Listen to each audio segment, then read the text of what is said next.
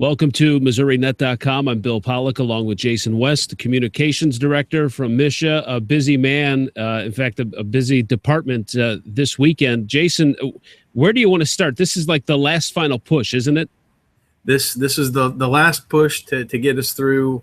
We've got tennis starting today, track and field championships for 3, 4, and 5 this weekend, and then that'll get us down the home stretch for the last weekend of championships. And then there's also soccer and baseball. Let's talk about track and field. Classes 1 and 2 were this past weekend in Jefferson City. Tell us a little bit about that. Had a great weekend, a very, very smooth championships, and had some nice records set. Had some teams that hadn't won championships before that were able to take home some hardware. Had a young lady from Brentwood, Sophie Riviera, that throws the shot put, almost set a national record.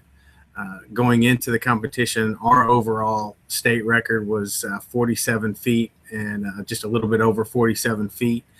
All 6 of her throws were over 50 feet. And so the national record, I believe, was just over 54 feet. And I think she finished with a 51.5, something like that, to set a state mark, but just not quite enough to set that national mark. But she's quite a thrower and had a great weekend of competition, and so did a lot of other people. Man, absolutely. Great job. And national record or not, short of that, still a state record and quite a throw. What happens out, because we've got weather, and so we'll get to some of the other sports too, but with track and field, when it starts to rain, are there some events that can still be run or performed, or once it starts raining, everything gets canceled? How does that happen? Because we've got classes 3, 4, and 5 now this weekend in Jefferson City.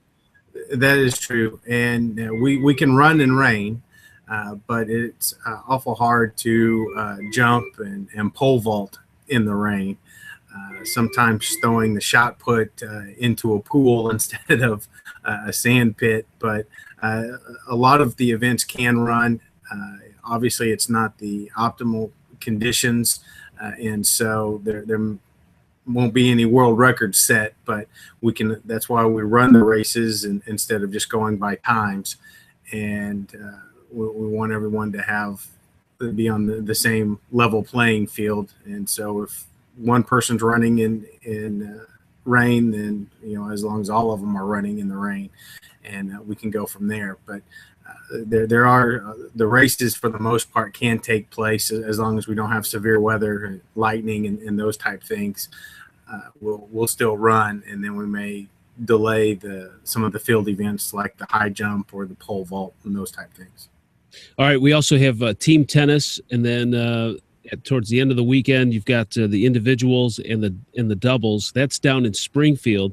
What do you know about the weather? And then, are there indoor facilities, or how does all that play out? Because I know you certainly can't play in the rain with tennis. That's a recipe for disaster. Yeah, just me playing tennis myself is a recipe for what the weather there is. But the Cooper Tennis Complex in Springfield is a great complex that has a number of outdoor courts where we can have both classes going on at the same time. If there are weather issues, we do have the ability to move inside, and they have a number of courts. I believe at least 6 courts inside that we would be able to use. I believe in the spring we have access to a few more if we do have to go indoors and finish a day or move some matches for a time indoors to be able to get them in and stay somewhat on schedule. Obviously, that would slow us down because there are fewer courts indoors than there are outdoors, but we can at least move inside and keep the tournament going that way. And now over to Blue Springs, you've got soccer, or well, I guess it wouldn't be over Blue Springs yet because you've got quarterfinals for soccer. Is that right? Correct. On Saturday will be quarterfinals for all 4 classes. We had sectional play for classes 2, 3, and 4 earlier this week, and then quarterfinals for all 4 classes will be on Saturday. and then you'll move to Blue Springs. And then baseball. We had classes 1, 2, and 3. We've got some of the scores. Let me post those. But then quarterfinals continuing today for classes 4 and 5. Now, I heard in our area some pop-up showers, but what's the weather looking like for today? And is there any threat for the classes 4 and 5 of not getting those games in?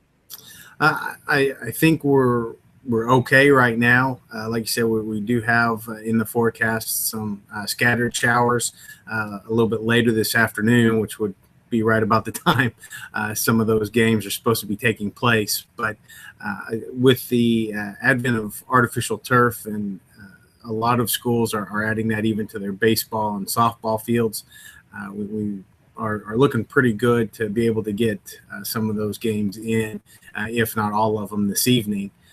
The good thing is we do have Saturday, if we need to maybe stretch those out. Classes 4 and 5 will play their semifinals and championships on Friday and Saturday of next week.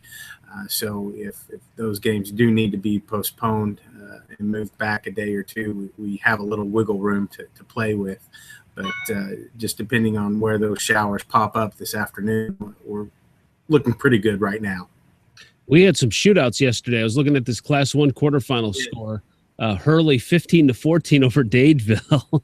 Yeah. Yes, and Hurley, I believe, scored 4 runs in the bottom of the 7th to win that game. Crazy game. And then, do you have to get that? Is that that's probably your wife calling you, huh? No, that's someone that I can call back in a minute. And then the other big one was Lutheran St. Charles beat South Callaway 15-11. Yes. And you turn around and we also had some 4-2s and 3-2s and things like that. So it was a nice mix of what some might call traditional baseball, and then some offensive output as well. So the semifinals headed over to T.R. Hughes Ballpark. That's a great facility. It's a very nice facility, especially to be able to play our championships. There's not a bad seat in the house. We do have to make some accommodations to be able to get some radio broadcasts and things like that. But even down the third base line and where we have media row, it's still nice and open, and not a bad seat in the house for anybody wanting to watch some baseball. Well, things are certainly heating up here at the end of the school year, and we've got several state championships on the line: track and field, baseball, tennis, soccer, and you can, of course, get all of the information in terms of the tournaments and the brackets at MSHSAA's website. And then, of course, we've got scores at MissouriNet.com. So busy couple of weeks. Hang tight, Jason, and get through it, huh? Yeah, we're holding on with both hands right now, but we can see the light at the end of the tunnel. Hopefully it's just not a gorilla with a flashlight. Well, you guys do a great job. Thanks again for your time, and we'll catch up with you next week. Sounds great. Thanks, Bill. All right. Thanks for watching us here at MissouriNet.com.